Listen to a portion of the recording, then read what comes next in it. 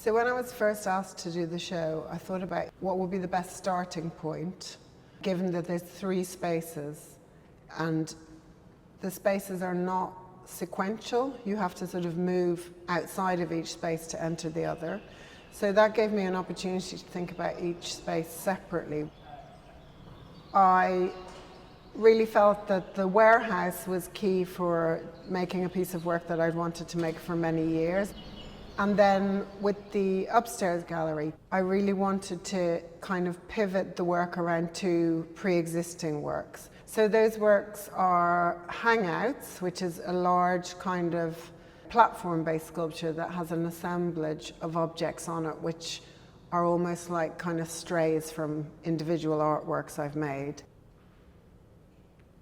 And then the other piece is Amphi, which is a single piece that is again an assemblage of objects, but this time the objects are structural objects. They're blocks cast out of polystyrene, and they create another platform, but this time the platform is for people.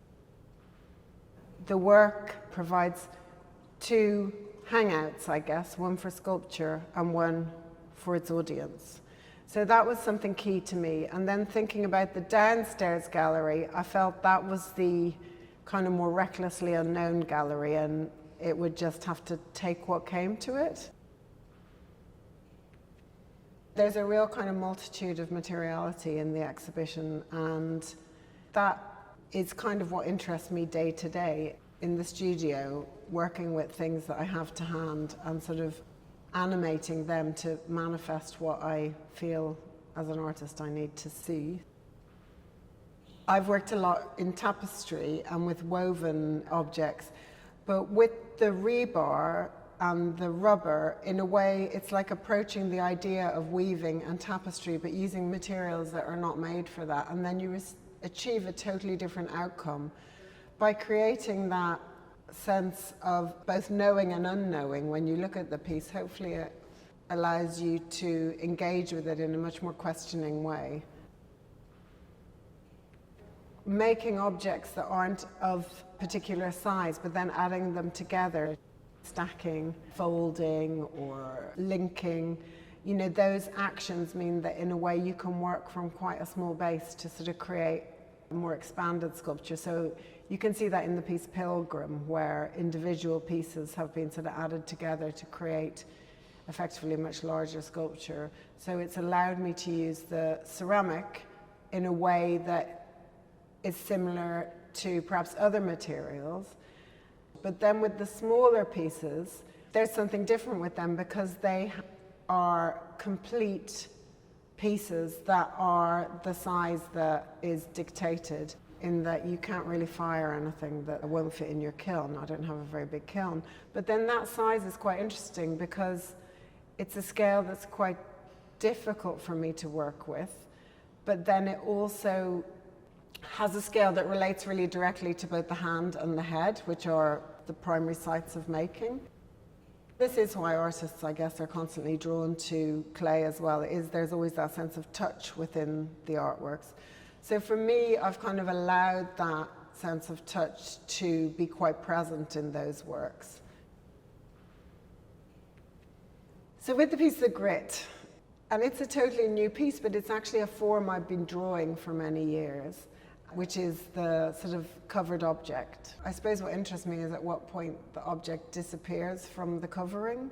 So at what point the grit doesn't affect the object above it. So the thing and the thing, and then the next one is lesser and lesser and lesser and lesser, until if you look from the top you wouldn't know that the grit was there. That sense of compression and allowance, or the sense of growing around something, interested me. And then obviously it relates as well to the fairy tale, which is the Princess and the Pea, which is this sort of idea of someone so delicate that the tiny sort of grit, the pea, it causes huge bodily harm. And also I like the idea of it being kind of almost overwhelming. something you get right up close to, and that softness relates to the body in a different way. I mean, you know that if you reach out and touch perhaps one of the more shiny sculptures that we have in the gallery, you leave a mark. In a way, there's the idea of the sort of surface that can be sullied, but with the fabric, there's always this sense that you could just, you know, you could touch it, you could reach out to it, and you sort of know how it would feel with your body. A lot of the other materials are maybe ambiguous in that you wouldn't understand what they would mean to the body. So obviously I use a lot of black in the work, and I feel, to me, black's not just a color, it's like an extra material almost in the work. It's like a material and a medium, because the way that the black operates within the sculptures is that it creates a silhouette, it creates a sense of linear hardness, but then it also kind of compresses the space, so it becomes something that the eye has to work harder to understand in terms of where everything actually is and where something begins and ends. I think you see that the most in the piece, The Folded Eye, which is sort of almost completely based on that sort of sense of where is the edge, where does it begin, where does it end? You know, there's holes in the piece as well. So again, there's like, is that part of the piece? Is the whole part of the piece? You know, and that, I guess, relates also to the title of the exhibition, The Void Presses the Wall, which is a kind of an obtuse idea, but it's about the idea that, like, nothing, you know, there's no vacuum. There's always something that's present within the, you know, the building holds something at all points. And I suppose that sculpture, The Folded Eye, those hollows hold something as well. They are part of the piece, but yet they're empty. So the blackness around that sort of defines that hollow, but both are equally part of the artwork. The object and the emptiness are equal within the pieces, and I think the black does its job in defining and confusing what's there and what isn't.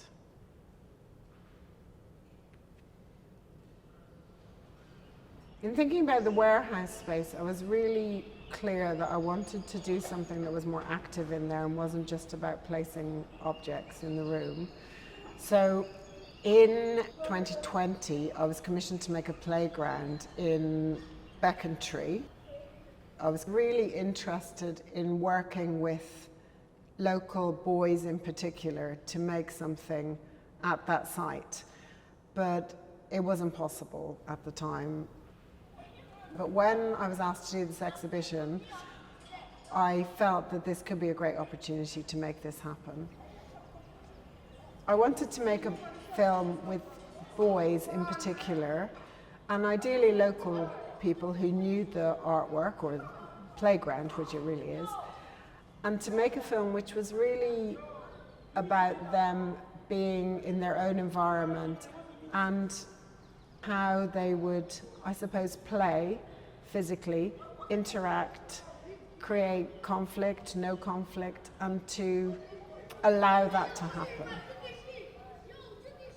For me, that film has been really quite moving, in the making, because I didn't know the boys, and as groups they didn't know each other, but they were so open to the idea of just being there and being themselves and being so distant from the sort of stereotype that we are constantly fed about, you know, toxic masculinity and the sort of almost dangerous aura around young men and boys in public spaces.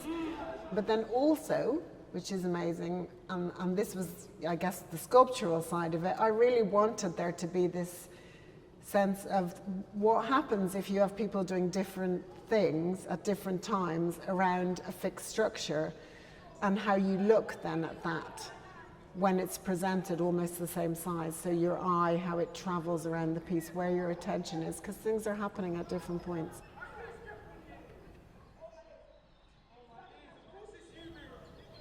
The piece Tranquility Now is a piece that sort of takes on a lot of the attitudes and forms of a series of works I've made, which are very kind of elegant, combining geometric sequential shapes, and then with a very sort of shiny high-end finish.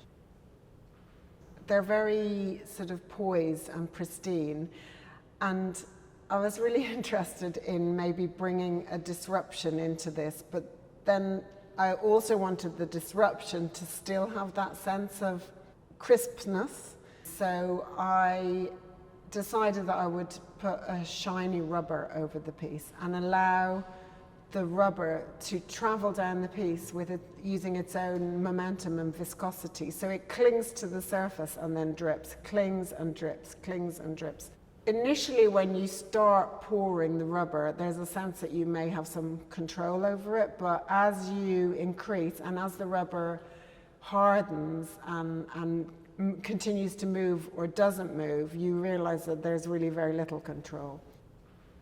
Also, because of the nature of the rubber and its material qualities, there's a sort of question around, is the object melting or is there something on the object? And again, that brings in the sort of, I suppose, the sense of visual inquiry that is what I look for in how I suppose I really want people to look at the work. So you're trying to understand what you're seeing. You see it, but maybe you don't understand how that happens. And so it creates an engagement then with the artwork that hopefully becomes quite seeking.